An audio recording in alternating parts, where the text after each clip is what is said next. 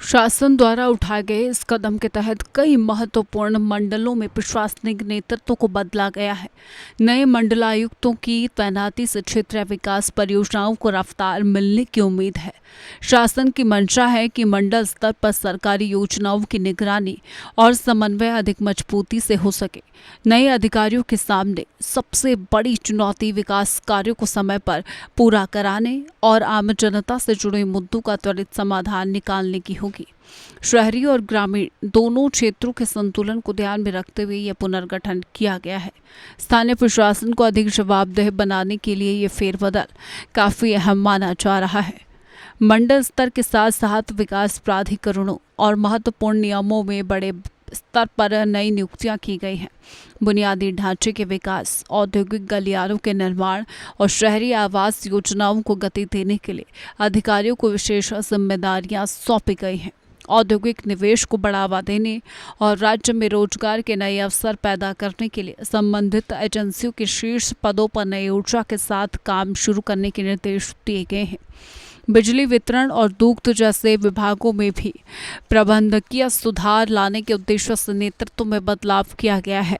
इससे जन सुविधाओं की गुणवत्ता में सीधे सुधार की संभावना जताई जा रही है। राज्य के प्रमुख शासकीय विभागों में भी सचिव स्तर पर दायित्वों का पुनरावंटन किया गया है।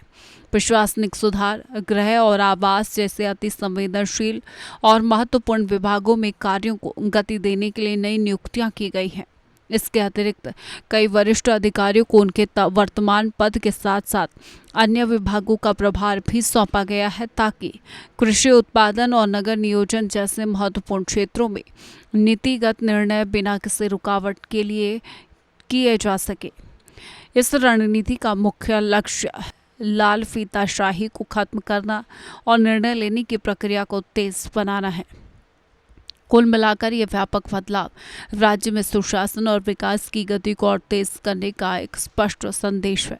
सभी नए अधिकारियों को प्राथमिकता के आधार पर जन समस्याओं का निवारण करने और विकास परियोजनाओं को तय समय सीमा के भीतर पूरा करने के निर्देश दिए गए हैं। क्षेत्र स्तर पर व्यवस्था सुधारने के साथ साथ राज्य मुख्यालय स्तर पर निगरानी तंत्र को भी मजबूत किया जा रहा है।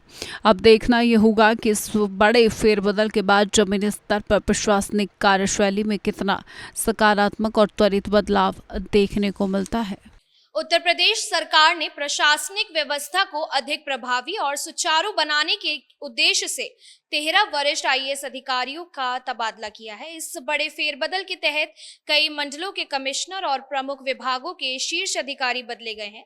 अनिल डींगरा को आवास आयुक्त, इंद्र वर्मा सिंह को गोरखपुर, वैभव श्रीवास्तव को बस्ती, डॉक्टर लोकेश एम को प्रयागराज तथा शुभम कुमार को बरेली का मंडलायुक्त बनाया गया है। इसके अलावा पीसीडीएफ, श्रम, यूपीएसआईडीए, बिजली निगम, नोएडा प्राधिकरण और गृह विभाग में भी अधिकारियों का महत्वपूर्ण जिम्मेदारियां सौंपी गई हैं। इस प्रशासनिक फेरबदल का मुख्य लक्ष्य जन समस्याओं का त्वरित निर्माण करना, विकास कार्यों में तेजी लाना और सरकारी योजनाओं का लाभ आम जनता तक पारदर्शी तरीके से पहुंचाना है। कैमरामैन पंकज के साथ मेधा चौधरी, टीवी 100।